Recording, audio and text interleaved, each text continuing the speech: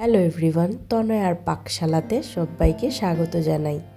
যারা first time চ্যানেলটা visit করছো তাদের কাছে অনুরোধ রইল চ্যানেলটা সাবস্ক্রাইব করো আর পাশে থাকা বেল আইকনটি অবশ্যই প্রেস করো যাতে নতুন নোটিফিকেশান তোমাদের কাছে চলে আসে। আজকে একটা একটু অন্যরকম স্বাদের রেসিপি নিয়ে হাজির হয়েছি তোমাদের সামনে। তাই আজকের রেসিপি মণিপুরি চিকেন কারি। এর জন্য কি কি লাগছে একবার দেখে নিই। এখানে আমরা 1 কিলোর মতো নিয়েছি চিকেন, যেটাকে আমরা খুব ভালো করে পরিষ্কার করে ধুয়ে লেবুর রস মাখিয়ে রেখে দিয়েছি। আর লাগছে আমাদের এখানে কিছু মশলার জন্য। ততক্ষণে আমরা একটা ব্রেক নিয়ে নিই ছোট্ট করে। দেখো,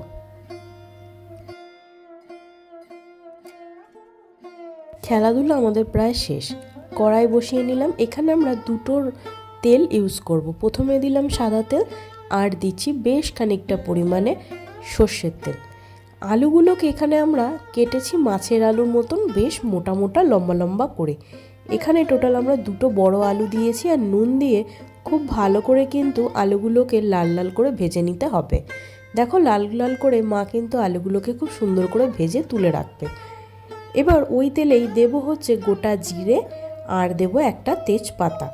ফোড়নটা চড়বড় করে উঠলে বেশ বড় সাইজের দুটো পেঁয়াজকে কুচি করে রেখেছি। এখানে আজকের মশলাগুলো সমস্ত কিছুই কিন্তু কুচি, কোনোটাই আমরা পেস্ট করে ইউজ করব না।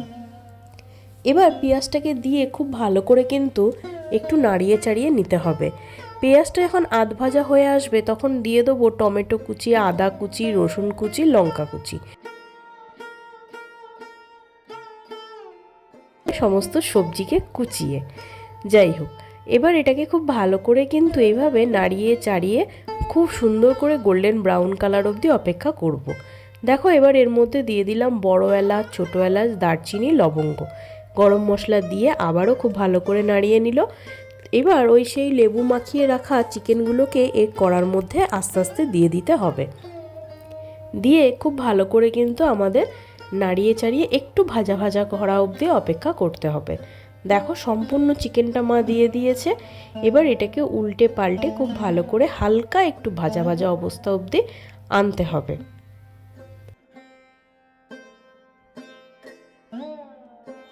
খুব ভালো করে নাড়িয়ে চাড়িয়ে ঢাকা চাপা দিয়ে 10 মিনিট মতন অপেক্ষা করব। ততক্ষণে দেখো, চিকেন থেকে বেশ খানিকটা পরিমাণে কিন্তু জল রিলিজ করেছে। এই জলের মধ্যেই আমাদের চিকেনটা অর্ধেক সিদ্ধ হয়ে যাবে বলতে পারো।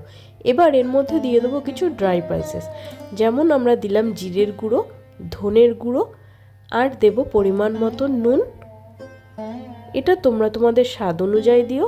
দেব সামান্য একটুখানি চিনি আর দেব রঙের জন্য কাশ্মীরি লঙ্কার গুঁড়ো।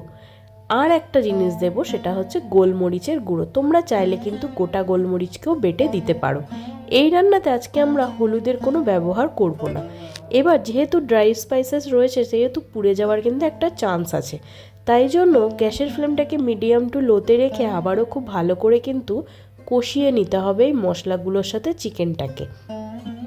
দেখো, এখানে মা কিন্তু খুব ভালো করে নাড়িয়ে চাড়িয়ে কিন্তু কষিয়ে নিচ্ছে। মাংস কিন্তু এই ধরনের রান্না ভাত, রুটি, পরোটার সাথে দারুণ লাগে। ততক্ষণে ঢাকা চাপা দেওয়া থাক। আর এখানে দেখো, এদের খেলার সময়টা শুধু দেখো, দুষ্টুমির শিরোমণি হচ্ছে এই প্রত্যেকটা। আর এই হলো আমাদের পম। চলো ঢাকনা তুলে দেখো। আশা করি দেখে বুঝতে পারছো যে আমাদের চিকেন কিন্তু অলমোস্ট সিদ্ধ হয়েই এসছে। ব্যাস আর একটুখানি খাওয়ার অপেক্ষা মাত্র। এখানে কষিয়ে খুব ভালো করে দেখো সাইড দিয়ে তেল বেরিয়ে এসছে, মানে চিকেন আমাদের প্রায় কষে গেছে। এবার সেই ভেজে রাখা আলুগুলোকে এর মধ্যে আমরা দিয়ে দেবো। দিয়ে কষানোর কোনো প্রয়োজন নেই, একটু ওলট পালট করে নাড়িয়ে চাড়িয়ে এর মধ্যে আমরা দিয়ে দেবো পরিমাণ মতন গরম জল। এই রান্নাটাতে কিন্তু কোনো রকম সেরকম ঝোল ঝোল ব্যাপার হবে না, হালকা একটু গ্রেভি থাকবে, তাতেই খেতে কিন্তু ভীষণ ভালো হয়। ফ্রাইড রাইস, পোলাওয়ের সাথে তো মারাত্মক লাগে। আমি তোমাদের হাইলি রেকমেন্ড করবো একবার মণিপুরি এই চিকেন তোমরা করে বানিয়ে খেয়ে দেখো। আত্মীয় স্বজন, বন্ধু বান্ধব সবাইকে খাওয়াও, তারাও জানতে চাইবে যে রেসিপিটি কিভাবে করেছো। ঢাকা চাপা দিয়ে দেব। এবার তার জন্য আগে দিয়ে দিলাম বেশ খানিকটা কাঁচা লঙ্কা। দেখো ঢাকা চাপা দিয়ে 10 থেকে 15 মিনিট অপেক্ষা করার পর যখন ঢাকনা তুললাম, দেখে আশা করি বুঝতে পারছো আমাদের চিকেন কিন্তু একদম রেডি খাওয়ার জন্য। ব্যাস এবার একটু ভালো করে নাড়িয়ে চাড়িয়ে মশলাগুলোকে একবার নাড়িয়ে নিলেই একদম রেডি মণিপুরি চিকেন কারি। ভিডিওটা ভালো লাগলো তাহলে অবশ্যই শেয়ার করো। আর গার্নিশিংয়ের জন্য আমরা দিয়ে দেবো বেশ খানিকটা পরিমাণে ধনেপাতা। আমাদের রান্না কিন্তু একদম শেষ। ওপর থেকে দিয়ে দিলাম কিছু চিড়ে নেওয়া কাঁচা লঙ্কা। রেডি টু ইট, খাওয়ার জন্য একদম তৈরি। ধন্যবাদ। দেখা হচ্ছে আরও একটা রেসিপির সাথে। আমি আমার মা ফিরে আসছি।